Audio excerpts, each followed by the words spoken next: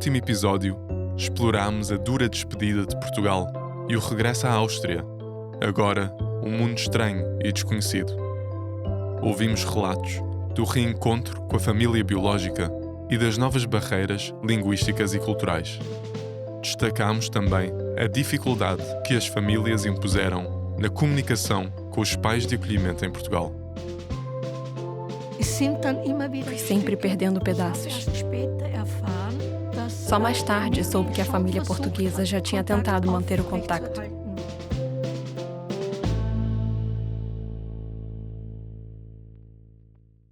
Após o retorno, algumas crianças conseguiram preservar o contacto com a família de acolhimento e, assim, puderam voltar a Portugal durante as férias de verão dos anos seguintes. Mas mesmo nesses casos, mais cedo ou mais tarde, a pressão da família austríaca viria a resultar num cessamento de contacto. Anos mais tarde, já adultas, muitas destas voltariam às cidades e povoamentos onde tinham sido acolhidas, em busca da família de outrora. Regressei a Portugal quando tinha 20 anos. Fui de comboio sozinha para Portugal, 3 dias e 3 noites. Foi muito bonito. Fiquei lá um mês. E antes de regressar, o meu pai de acolhimento disse: Laura, quando te casares, eu vou ter contigo. Ele aprendeu a dizê-lo em alemão. E eu disse: sim, mas então, por favor, não te esqueças da máquina de filmar. E vieram mesmo. Fomos pescá-los em Linz, foi uma grande surpresa. E depois levámo-los também na nossa viagem de núpcias. Eles eram tão queridos, eram tão queridos. Em 1980, fui ter com a minha amiga e os seus pais. E a mãe da minha amiga, ela viu-me e gritou: Anna-Maria. Anne-Marie, Anne-Marie. E num piscar de olhos, metade da aldeia, todos os velhotes estavam na rua a gritar: Anne-Marie, Anne-Marie. E então nós dormimos lá às 3, eu e as minhas amigas, e foi... Todas as pessoas antigas, toda a gente nos queria convidar para ir a casa. E ficámos em casa com a minha ama. E era como se nada tivesse acontecido entre todos. O tempo, não é? Só não estavam os meus pais de acolhimento. Isso é que foi triste. Primeiro, eu era a criança, totalmente desamparada por não saber a língua. E a minha mãe de acolhimento era a maior, era a mãe. E depois, quando me casei, éramos amigas. Eu sabia falar um pouco português e comunicávamos. E quando estive lá, em 2002, durante uma semana, era ela uma criança, encolhida, fraca, só estava bem mentalmente. Eu lembro-me que ela tinha um banco para que eu pudesse ajudar na cozinha, quando era pequena. E depois, quando voltei lá, ela é que precisava dele para se erguer o suficiente para poder cozinhar algo. Foi assim que a vida mudou. E ela queria fazer tudo como na altura. Rezar comigo, dormirmos na mesma cama, ou eu sair para a quinta, colher as nespereiras, coisas assim. Foi mesmo uma retrospectiva da vida inteira, da vida em conjunto. Eu acho que foi muito importante para ela. Nos últimos dias, fomos juntas à capela. E ela declarou bem alto: Querido Deus, agora está cá a Inga. Agora tens que ser tu a olhar por ela. Eu já não consigo.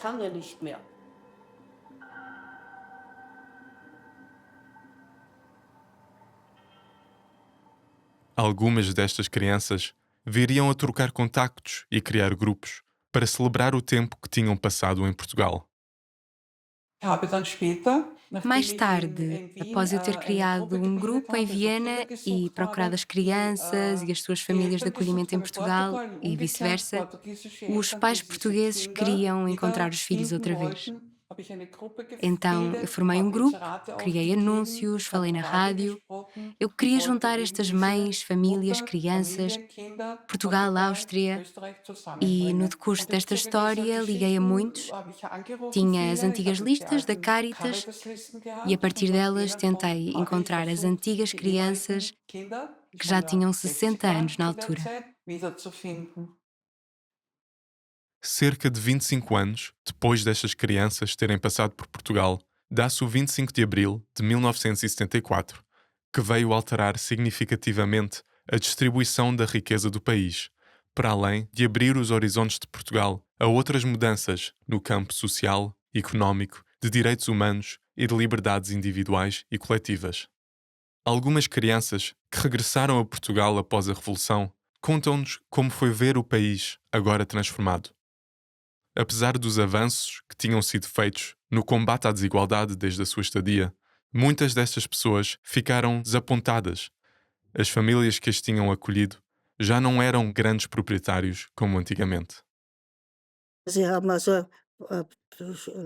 Os meus pais de acolhimento perderam parte das suas terras, perderam as quintas e lidaram muito mal com isso. Disseram que os comunistas os tinham expropriado. Mais tarde eles conseguiram recuperar algumas coisas, mas depois já não conseguia falar com os meus pais de acolhimento, porque eles já tinham morrido. Depois da Revolução, não correu muito bem aos ricos. Tinham de repartir os terrenos em partes e a minha mãe de acolhimento tinha muitos terrenos e repartiu pelas crianças todas, contou-me depois, para ela própria não ter tanta propriedade. Portanto, ela deu tudo o que tinha. O 25 de Abril eu estava em Viena, ouvi a notícia e fiquei muito contente. Porque antes estive como estudante também em Portugal. E às vezes aconteceu que falei com pessoas. Lembro-me de uma cena que um senhor falou comigo que gostava de ir à França e sempre voltou a cabeça, sempre não havia ninguém a escutar o que ele disse. Então eu senti muito bem esse medo que as pessoas tinham de ser denunciados ou coisa assim. Foi uma atmosfera bastante agradável.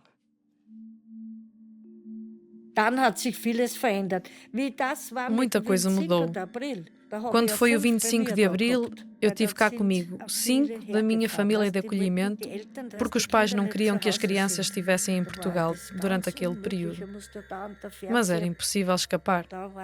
A TV estava sempre ligada e estavam sempre muito nervosas e telefonavam muito para casa. Foram as minhas irmãs de acolhimento e 2 primas. Eles foram expropriados e, para que as crianças não se apercebessem disso, ficaram cá comigo durante 4 semanas. Há uma parte que não recuperaram e outra que recuperaram. Eles também quiseram que isso fosse regulado, queriam dar o exemplo. Nessa altura perceberam que se tinha explorado muitas pessoas e que não se tinha dado o suficiente. Mas eu queria manter o meu Portugal como ele estava na minha cabeça. Isso mudou quando voltei lá com o meu marido em 1998.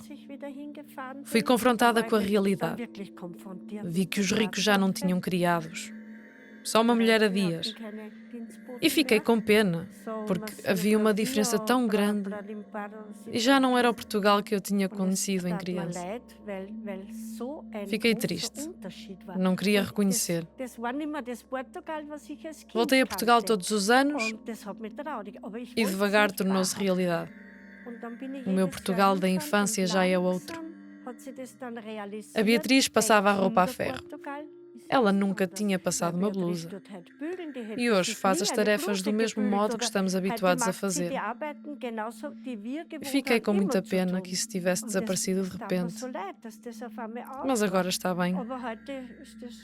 Agora somos mais iguais.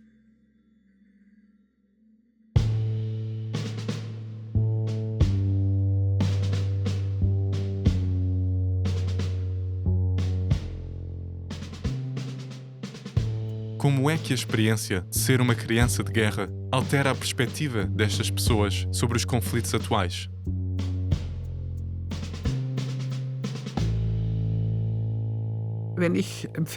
Quando eu ligo a televisão nos últimos 2, 3 anos, vejo constantemente relatos de guerra, filmes de guerra, histórias de soldados.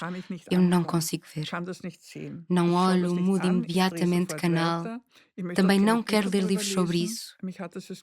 Isso abalou-me muito quando eu era criança. Por isso, não consigo ver, não me faz bem, não quero ver, é impossível. A memória é curta. A história repete-se. Pois há o problema, é que desde a última guerra passaram-se 70 anos, não é? Mais ou menos. E há pelo menos 4 gerações depois disso que não quer saber. As pessoas hoje não querem saber do que se passou e não aprendem. Porque se eles aprendessem, há coisas que estão a acontecer agora, não aconteceriam. Eu acredito que não aconteceriam se as pessoas soubessem. E mesmo quando sabem, não acreditam. Quando está provado e mais comprovado de que aquilo aconteceu realmente. Da minha casa, onde eu vivia, a 20 e tal quilómetros, havia um campo de concentração. Ninguém sabia. A 25, 26 quilómetros. Ninguém sabia. Eu acredito. Não acredito. Porque até o mau cheiro que às vezes que vinha, tinha que vir de algum lado.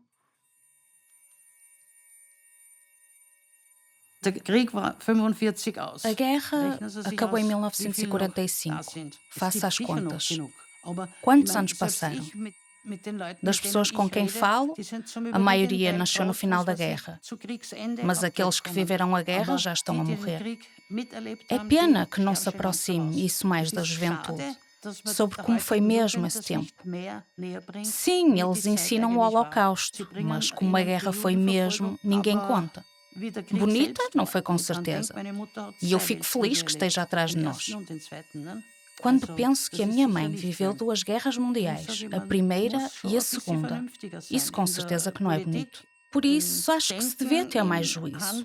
Na política, no pensamento, nas ações. Não se devia esquecer disso. E devia sempre ser relembrado de como é que uma guerra se degenera.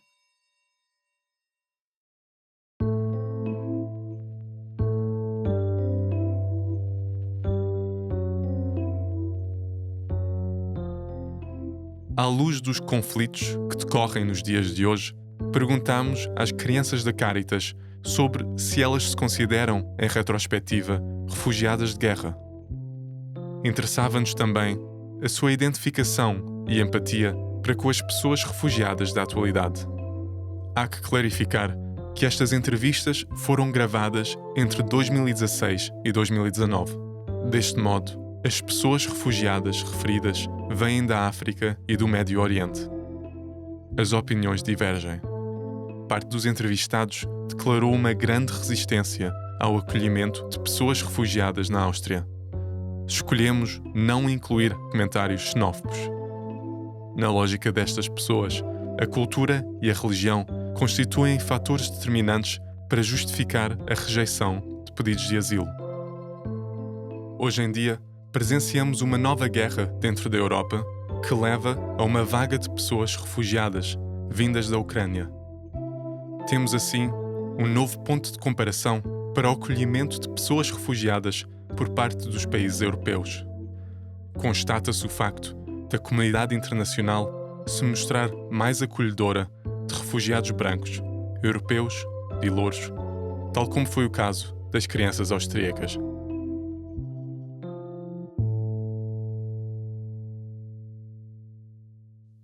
Há gente a sofrer neste mundo. E não sei que lhe diga o que é horrível. Como é que se pode dar abrigo a alguém que vem de fora, que vem despido, que vem cheio de fome, que se encontra do outro lado?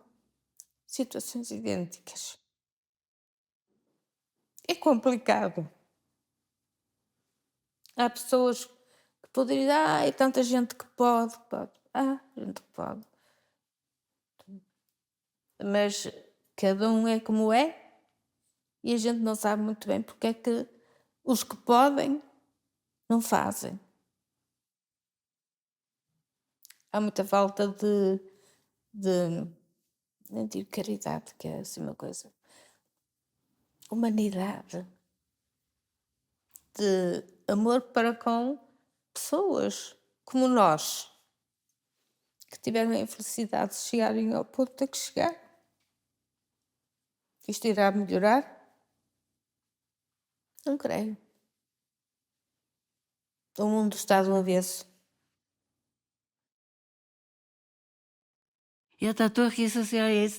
Quer dizer, agora vêm as pessoas da África e da Síria, etc. E eles estão na mesma situação como nós na altura.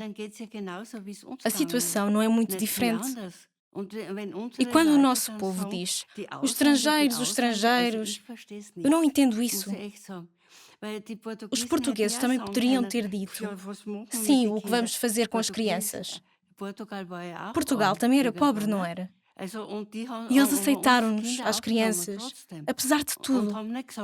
E não disseram, as crianças estrangeiras. Eu não sei. Acho que a nossa situação em 1945 e 46 não era muito diferente. Graz estava quase completamente destruída. E então a Caritas levou-nos para a Suíça, para a Bélgica e Portugal. E nós, as crianças, caso contrário, penso que teríamos morrido de fome. Nós na Áustria, em 56, quando foi a revolta na Hungria, e quando não éramos tão ricos, acolhemos uma grande quantidade de refugiados húngaros. Fizemos-lo porque ainda não éramos tão ricos. O nosso coração ainda não estava tão fechado. Isso magoa-me interiormente. É-me incompreensível. Temos de ver o mundo como nosso lar coletivo e ver que conseguimos viver um com o outro. Não há outra forma. Para os refugiados, nós também somos desconhecidos.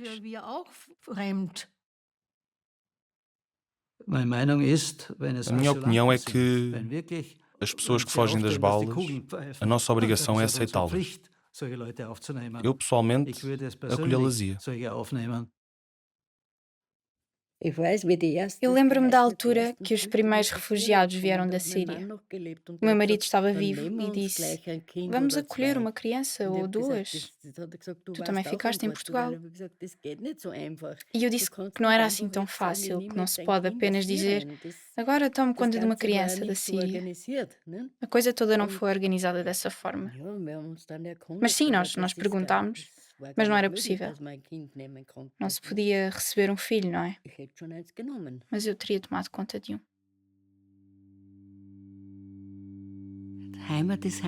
O lar é o lar. Isso não se pode explicar. Mesmo enquanto criança. E não se tira isso da cabeça. Mesmo quando uma pessoa já é mais velha. E agora repito-me novamente. Essa é a situação atual dos sírios que vêm para aqui. Eles também devem ter saudades de casa. Consigo imaginar isso.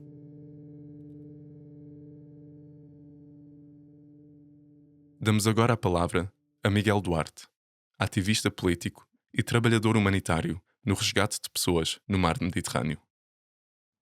Em Portugal, a esmagadora maioria, se não toda a integração de refugiados e imigrantes é feita pela sociedade civil. Em parte financiada pelo Estado, mas continuam a ser organizações não governamentais, localizadas em diferentes partes do país, que fazem a integração. E pronto, isto tem vantagens e desvantagens. Uma das desvantagens, por exemplo, é que o acolhimento acaba por ser pouco homogéneo em diferentes partes do país, não é? Se temos diferentes organizações com diferentes práticas a acolher as pessoas, vamos ter acolhimentos diferentes, não é? Por outro lado, acaba por ser o Estado, embora financie em parte esta prática de integração de refugiados e de migrantes, acaba por se estar a excluir, de certa forma, de uma responsabilidade que lhe compete do ponto de vista dos acordos que assinou internacionalmente, não é? Portugal é um dos assinantes do Acordo de Genebra, onde se definiu refugiado nos anos 50, no pós-Segunda Guerra Mundial. e em que aceita, portanto, aceita conferir proteção internacional a qualquer pessoa que caiba nesta definição, não é? Portanto, é uma responsabilidade do Estado português como assinante desse tratado garantir que a pessoa é acolhida de uma forma portanto, digna, não é? E que garantir que essa pessoa tem proteção internacional, que tem asilo. Acabamos por ter organizações que estão mais próximas do Estado e que fazem um trabalho, fazem mais protocolos com o Estado e acabam por receber mais migrantes e refugiados, como por exemplo o Conselho Português de Refugiados, acaba por ser se calhar a ONG mais próxima do Estado que faz acolhimento de refugiados, mas depois também temos imensos coletivos em Portugal que fazem um trabalho muitíssimo mais informal de ajuda a migrantes em geral que estão em situações extremamente precárias do ponto de vista burocrático, não é? Porque, quer dizer, em Portugal é preciso não esquecer que temos centenas de milhares de pessoas a trabalhar com um contrato de trabalho válido, mas sem autorização de residência, não é? Portanto, temos a lei dos estrangeiros permite que as pessoas sejam contribuintes antes de serem cidadãos ou residentes, não é? Portanto, uma pessoa chega cá à Europa com estatuto indocumentado, portanto é uma pessoa, de certa forma, cuja presença é ilegalizada pelas autoridades europeias. Na prática, o que está a acontecer é as autoridades europeias a consentirem que eu, enquanto cidadão português, tenho direito a toda uma panóplia quer dizer, de facilidades ou de acesso a serviços, e estas pessoas têm o seu acesso ao mercado de trabalho restringido, só conseguem fazer determinados tipos de trabalho ou em que é possível trabalhar irregularmente, né? Muitas vezes têm o acesso muito dificultado a alugar uma casa, acesso dificultado a um hospital, à justiça, à polícia, à educação e seja o que for, né? Portanto, acabamos por criar, mais uma vez, cidadãos de primeira e cidadãos de segunda.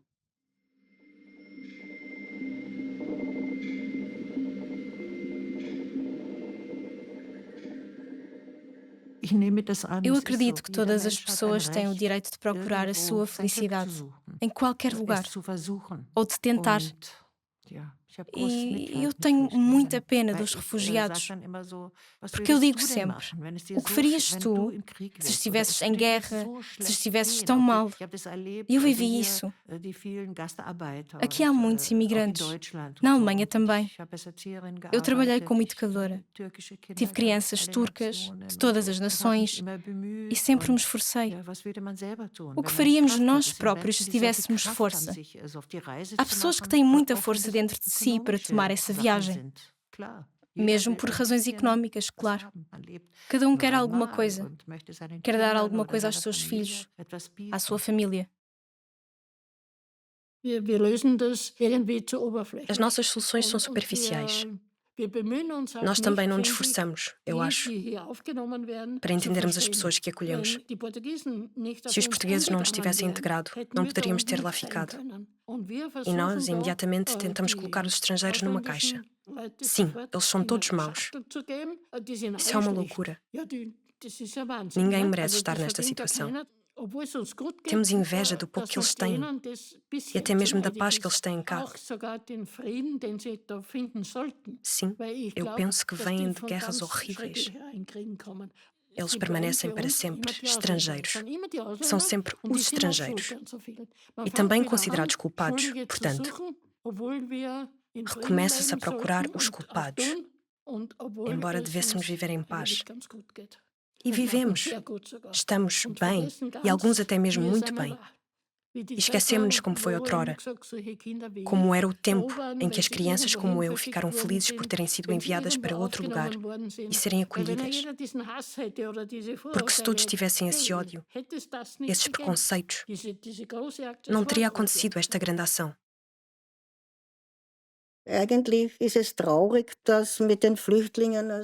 No fundo, é triste que se trate os refugiados desta forma. Esta animosidade em relação aos estrangeiros e o racismo. Eu acho isto tudo horrível. Porque são muitos. Diz-se que são demasiados. Eu já não tenho uma opinião muito positiva das pessoas. As pessoas são invejosas. Apenas a inveja e a ganância. E pensa-se sempre que a pessoa vai ficar mais pobre e que não se arranja trabalho, que só existem desvantagens quando entram estrangeiros e que eles nos roubam o trabalho. Isto é um grande egoísmo. É assim que eu vejo esta situação. É a situação bastante triste, porque ninguém quer aceitar os refugiados. Eu sempre fico mais convencida que os sentimentos negativos são muito mais fáceis para despertar que sentimentos positivos. Toda a gente quer erigir um muro ou uma cerca. Às vezes tenho a impressão que as pessoas não têm sentimento, não têm empatia. Eles podem ficar no mar. Há pessoas que dizem que eles podem lá ficar no mar, afogar-se. É tão triste essa coisa.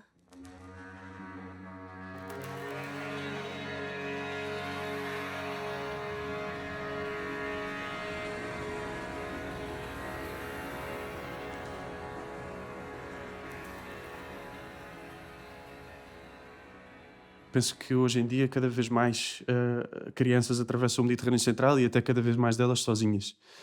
Já participei em missões de resgate em que cerca de metade das crianças eram menores não acompanhados.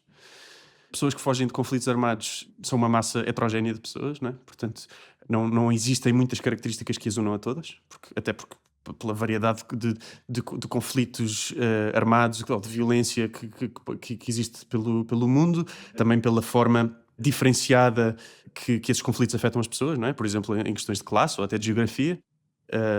Eu trabalho no Mediterrâneo Central, principalmente. Portanto, estamos a falar de uma esmagadora maioria de pessoas que atravessam a Líbia.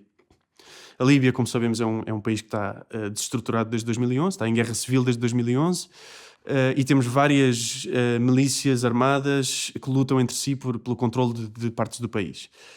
Algumas destas milícias financiam-se torturando e extorquindo migrantes, nomeadamente migrantes da África subsaariana. Portanto, temos centros de detenção, que são essencialmente campos de tortura, tornaram-se campos de tortura. Portanto, imigrantes da África subsaariana são apanhados tanto no deserto como no mar a tentar fugir para a Europa, são levados para estes centros de detenção, são torturados, obrigados a ligar às suas famílias e as famílias são obrigadas a mandar dinheiro e só a partir de uma determinada soma é que a pessoa pode sair. Muitas destas pessoas passaram por estes centros já várias vezes e eu diria que quase todas as pessoas negras que atravessam o Mediterrâneo Central e que nós encontramos passaram por estes centros, passaram por experiências absolutamente horríveis, portanto, de violência absolutamente extrema.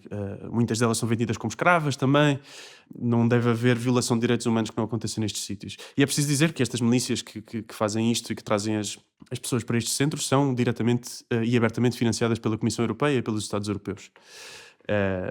Para interceptar as pessoas nas águas internacionais e trazê-las para centros onde são torturadas e vendidas como escravas. Não existe forma mais direta de o dizer. Portanto, eu acredito que a liberdade de movimento devia ser um direito fundamental. E acho que caminhar para uma situação de igualdade de direitos significa necessariamente caminhar para uma situação em que temos liberdade de movimento.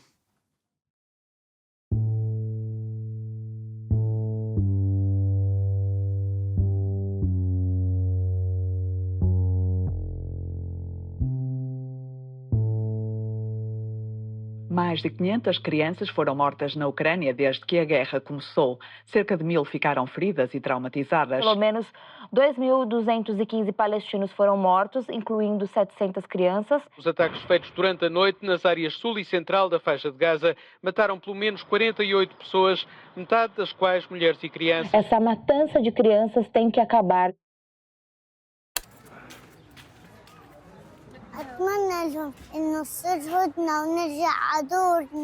Espero que a guerra acabe, para que possamos voltar a casa e dormir. A vida aqui é má. Não é justo. Eles bombardearam as nossas casas e destruíram-nas.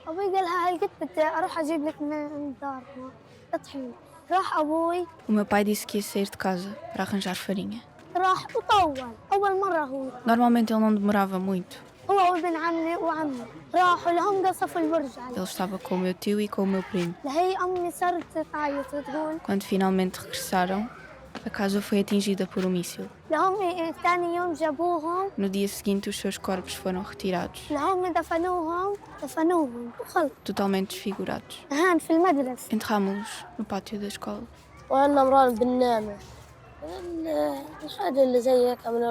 Às vezes não conseguimos dormir por causa do medo. O medo.